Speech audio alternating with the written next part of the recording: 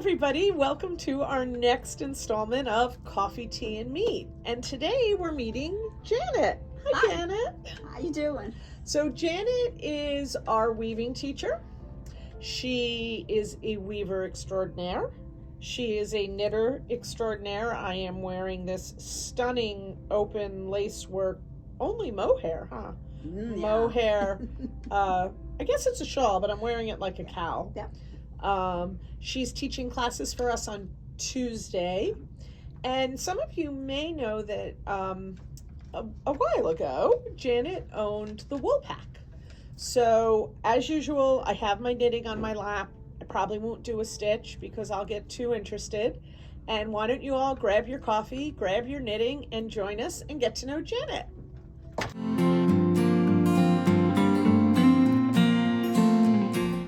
You've done a lot. I have. You have. How'd you start? How'd you end up here? Well, I guess my life has zigzagged among careers and various things. But to talk about how I ended up a knitter and a teacher, I think it goes back to my mom. She was in the 50s a stay-at-home mom. She had the time to teach me knitting and crocheting, and in addition to that, she did tatting and embroidery, and she did it all. And so at a very young age, she taught me to crochet, and I can remember when I was in junior high, I knit for a very special dance, a crocheted overskirt. And I thought I was amazing. And right now I look back and think, what was I thinking? Oh, I'm sure you were the cat's pajamas. I was just like, okay. So I had done quite a lot of crocheting, and she tried to teach me to knit, and I did pretty good at that. Through the years, I learned to appreciate all of her collection of needles and gadgets and things, and I would frequently drop off and pick up some needles and this and that and the other thing, and I was so smitten by the art form that I can remember in maybe my late 20s, I said to her boldly, Mom, when you make your will, would you mind bequeathing me all of your knitting tools and everything? Because I coveted them so much, because she had a wonderful collection, and I had pretty much nothing at that point. Right. And so I thank her for all the skills I have today. My dad was an engineer in the 50s when they used slide rules. And So was mine. but when I look at what I knit, I see my dad, because I like to knit things that are engineered differently, things that go in different ways or have a twist to them. The sweater I'm wearing today, can I stand up a minute? Okay, this sweater I liked because it had this ribbing that started here, and it look, guys, went here's around. Here's the ribbing, and then look, what is this? This looks like a drop shoulder at your waist. I don't know what you do. Yes, well, see, that's just it. It was wow. How do they do that? What can I do to make that happen? So when I look at what I knit, I see my dad's influence creeping in, the intrigue of how this works and everything. And how'd you get into weaving then? Well, because let me tell you, your weaving is coveted by many in the shop. Thank you. I got into the weaving when I owned the Wool Pack, and it was back probably in 2008 when people had a lot of yarn and couldn't afford necessarily to buy more because the economy was not doing well. So I was looking for ways for people to be able to use what they had, and I went to a trade show, and one of the classes was weaving. And so I took the class and realized this was a way that I could help people delve into their stash and still feel creative. Oh, wow. And so I bought 4 looms and have been teaching weaving that way ever since. So I would have thought, by the talent you possess with this weaving and how wonderful you are, that this was something you started at birth. No, the weaving came later, but it was such a natural transition because at least on the rigid head of looms, we use yarns that are knit weight. from fingering to bulky. So it gave me a chance to use up some of my stash in a creative way. And this is the current class you just finished. Yes, yeah, these were the placemats that we did in this current class. And in the background, this is a piece that can be turned into a market bag. Oh, wow. So it's all cotton. And then these are some examples of some fun different stitch patterns and everything for weaving. It seems like that's a very engineering. This is all very yes. See, that's where my dad sequential, I guess, right? Yeah. My mother was one who considered changing a pattern if she changed the color from what was knit displayed on the front of the pattern. She thought she was going wild and crazy. She followed her pattern. We have a lot of people like that. Religiously, in the same color and everything. And it was like, okay, no, we're not going to do that. We're going to do this and that and the other thing. Unlike what we were just talking about, where this is the start of a partway through a t-shirt, but it's two patterns. Yes. I'm using from about empire waist down one pattern and from kind of waist up a different, because the designs were different and I liked them. Yeah. And then I'd like to take a minute to talk about what influenced me with teaching. Please do. Because I teach a lot and I enjoy it. And you're good at it. Thank you. This is where my sister comes in. She's my only other relative in my generation, and she's not the knitter. She grew up getting the music lessons and the dance lessons and all that other stuff, and that was fine. And when she was about 45, she called me one day and she said, "Janet, guess what I'm doing?"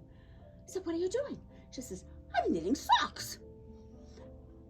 Exactly my reaction. I said to her, "Okay, I've knit a long time, I've advised people, I've taught people, and no one has ever come to me and said, I want to knit socks as a first project." I said, "What spurred this after all these years?" And she said, "I walked back and forth to work past a yarn shop." And she said, about 2 weeks ago, in their window, they had a pair of socks.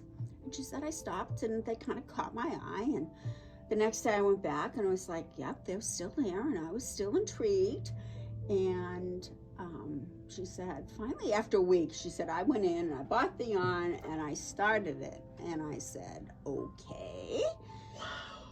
And she said to me, I know I've never knit before, but I really want this. I want it bad enough that if I have a mistake, I'm not too proud to go back to the yarn shop and say, can you help me fix this? I also wanted it bad enough, and I knew I didn't have the skills, but I knew I could learn the skills, and I wanted to learn the skills. And she said, I also knew I would stick with it and finish it, because she said, I really, really loved the project. Yeah. And so that gave me a whole new perspective on teaching, that, it's not whether you have the skills today or not. Right. It's whether you have the desire to learn those skills. And anyone who has that passion and desire will stick with it till they master those skills. So now when people come to me and say, I want to do blah, blah, blah, blah, blah, it's just like, okay, let's do that. So my sister was the one that taught me valuable lessons. Don't discount people and don't say, oh, you haven't got the skills. People can learn all of that. So I thank her for that. That is such a great story, because I think that we all, when I was teaching and not knitting, other things, but that we always think you have to start at this very beginning, and you have to learn to knit, you have to learn to purl, but that doesn't mean that the very first thing you have to make is a washcloth, right? Or I don't know, whatever. It's good to make our beginner scarf first, because look at all those stitches you learn, but you can also, we've had people come in and they want to make cows. I would insert in the round, and normally I would be like, oh no, we always start flat, but you know what, why? So I think that's a really good lesson, that we can have our path in the way we think you should progress, but if somebody has the desire and the focus, then they'll get more excited about the craft. Yeah. And I see that, I think, with your weaving classes, people start wherever in the month. There's not a you must take weaving 101 and do this. It seems like somebody could have been a brand new weaver and made this beautiful placemat. Yep. It may have been harder or taken them a little longer, but if it's something they really wanted to do, they didn't have to start it, I guess, beyond the beginning, the very beginning. This is really pretty. Guys, look at this one too. Okay. So they were warped side by side, but I wove with different colors. So I don't know the difference between a warp and a weft. That's fine. And you don't have to take a weaving class. That's the beauty of it. But I will also say that when I got that phone call, I realized that day that my inheritance was in jeopardy. I was like, okay, I have to share that. Dang, don't tell Mom you're knitting, please. Yeah. So what led you to the wool pack? I had been knitting a very long time. I had been working at Digital and General Electric in the big Did you corporate work with my world. husband at Digital? We can talk about that I don't later. know. We can talk about that later. And so, but while I was doing that, I was also getting a bachelor's degree. Took me 12 years, one course at a time, but I did it. But you did it. I did it. And so I had been knitting. I finally got my degree. My contract with GE was coming to an end. I said, I want to see what I can do with my knitting. So I went online, and I don't know if you remember Classic Elite Yarns. Yep. But they were looking for someone to work in sales and manage their sales department. So I applied and went in for my interview with a whole big bag of knitted to prove that I knew how to knit and could talk the language. And so I worked on the wholesale side of the industry for almost 7 years. Oh, wow. Which gave me a really good background in knowing about yarns and about suppliers and all that. And then, through not so mutual agreement, I left and collected. And for 6 months, I kept saying to people, you know, I think I should start a yarn shop. I know how to knit. I know the industry now, inside and out. I've got my business degree. I think I've got all the triad there that I need. And people would say, And I went for my physical. And I said to my doctor, I think, you know, I've done this. I think that's logical. And everyone's saying, And I didn't have the confidence to do it. Oh. And one day, my husband came home. He said, get in the car. We're going for a ride. And he took me over to Littleton to this little teeny building that was for rent, that was the cutest little quaintest thing. And he said, I think you need to put your shop here. And when he said, okay, this is the place, let's wrap it up. So we did that. And that's where I started. So it all came together there. That is great. Yeah. One question I always ask everybody, I call it your mistake story. I think so often we see people coming in, and I'm actually going to show my mistake because we were just talking about it. People come in and they go, oh, I have a hole. I have a hole. Guys, there's a hole in my knitting. It's under my arm. I'm going to take a piece. It's what, 4 or 5 inches down? I'm not ripping all this out. So they panic. Mm-hmm. And what I've learned from speaking to people in Coffee, Tea, and Meat, and from my quilting is, well, nothing handmade is perfect, and mistakes, it depends. Sometimes you just leave them. It becomes, so I always say, it's a design choice. Yeah. But I think it's really important for the people who watch on our YouTube channel and such to understand that even the best have made mistakes, and they've learned from, and what does that teach you? So, versus panic. Yeah, don't panic. Mistakes, I've learned to live with mistakes. I've learned to fix mistakes. I've learned to consider them part of the design feature, as Stacy said. But everything that has come as a mistake has taught me something. I have 2 mistake stories, which illustrate 2 different things. I decided, as one of my first ventures into big knitting, was to knit a sweater for my then boyfriend, now husband, of 49 years.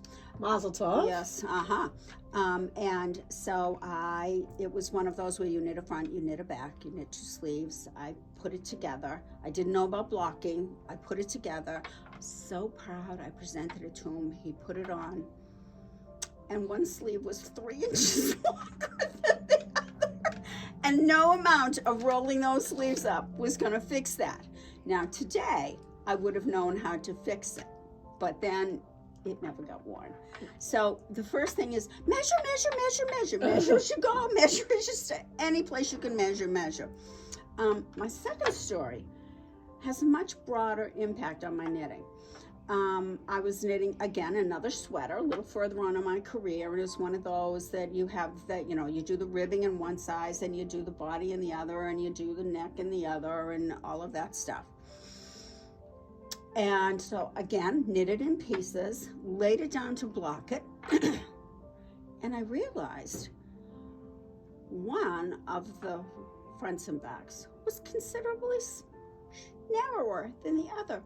I had forgotten to change my needle size at the end of the ribbing. So it looked okay, but it was much narrower. So I wasn't going to reknit it, and that's when I decided I would make that the back.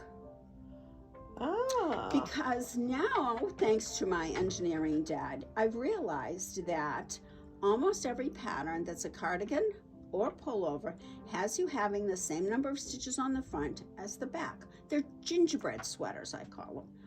And 99% of them are that way because that's just the way it is. But I realized that if most of us take our measurement for underarm around the back versus underarm the front, there's going to be several inches difference. So from that point on, sometimes if I was knitting on the round and the piece had 200 stitches around and it called for 100 on the front, 100 on the back, I would take and I would put 110 on the front and only 90 on the back to move the stitches where the girls needed them. Or if I was in a flat, if I was supposed to knit a medium, I would do a small back and a large front to get the span I needed. Sometimes it's more complicated because the sizes have different stitches here and here, so you do need to pay attention to the shaping up the top. But we have talking to do. Yes, yes. But it makes the body fit women better. Right. So that was, again, my dad talking to me, and it has allowed me to make sweaters that fit my body better. So from mistakes, and I just always reiterate this with customers, with our coffee, tea, and meat, you not only, you've learned how to make things, how to deal with garments so that they fit you better, that you can share that with other people, with students, with customers, but you've also learned to say, you know what, let's move on. I'm not going to rip out 5 or 6 inches of this absolutely stunning yarn. Yeah. Just because there's a mistake, there's something you can do. Somebody once said there's no crying in knitting. No. And don't be afraid to rip out and go back. I mean, that's okay too. Yep. It's whatever I think I try to instill in our customers. You're knitting it. It's got to make you happy when it's done. Absolutely. If you're okay with whatever the mistake is, and there are times I'm perfectly okay. Yeah. I took out, and yes, I do know it was 2,343 stitches because I knew how many I had, because when I saw the mistake on something I'm working on, it wasn't okay. Yeah. So sometimes it gets ripped out, sometimes it stays in, sometimes we've learned such great things from it that you can now pass that information on. That is great. Those are my mistake stories. What is, I didn't put this on your list, throwing you a curveball. Ready? Yep. What's your favorite yarn? Do you have a favorite yarn to knit with? You knit a lot with mohair. I do, and that comes from my classic elite days. Hold on. People are afraid of mohair. I want to try to show this better. Lori, can you kind of see the wispy? Is that the right word? Wispy, yes. The wispiness of this? Yeah. So beautiful. You don't want to have to back up and rip out a mohair. I will just say that from the beginning. But my love of mohair started when I was working for Classic Elite Yarns, because when I started working there, they were in a mill building in Lowell, and they literally spun the mohair in the factory in the back. I could walk out the office door into this amazing Lowell factory that was built in the 1800s and see this equipment spinning the fibers, and the mohair was so fluffy it was like walking into a cotton candy world. Oh, wow. And it was just like you could just go into another world. And so I had a lot of access to it. And you're not afraid of it. I'm I think not people afraid are of it. afraid of Yeah. it. You know, it's, as I said, it's hard to rip out and everything, but it's such a lofty piece that weighs nothing.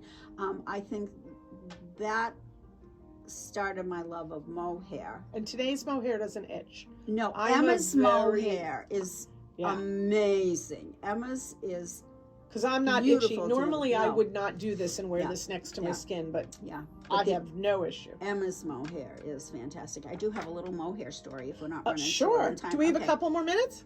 Excellent. All right, so back in the day, there was this designer called Lily Chin. She grew up in New York City in the garment district, and her mother worked as a factory worker for all the big design houses. And Lily went into the knitting world doing design everything. And mohair was big back in the 60s and 70s. And she tells the story that she knit this beautiful hot pink silhouette long mohair piece. And she said she went to one of the dance places in New York because that was the craze. And she said by the end of the night, she had sweat and twisted so much the whole thing had felted on her body. Mohair will felt. Yes, yes. So don't throw it in the wash. No. But anyway, yeah. Oh, So, fun. all right. So these are just some Yeah. designs that I. Knitting with beads. Okay. People, Yep. I think that's starting to come back, but again, I think people are afraid of it. Let me Yep. get that for Yep. you to show. Ooh, that's cute. This one was knit side to side. That was another dad Fun. moment. But yes, so this is just I think it's called Dangling Conversation, and it has a beaded edge, and there are a couple different methods for adding beads. I don't know if you can see them along the bottom there, but it's really fun to do. And then I brought, if you could reach. These are adorable. Yes, aren't those cute? There was the day, and these are little beaded cuffs that you make in layers and have beading on the edge. So if you want to be Victorian, I sort of or feel whatever. we should do this as a class. We'll have Aren't to those discuss adorable? that. Aren't those adorable? Yeah. And so of that was course- beading. I saw this when I came in this morning. I mean, the things that can be done with yarn and small knitting needles. This has got to be a fingering weight yarn. Yep.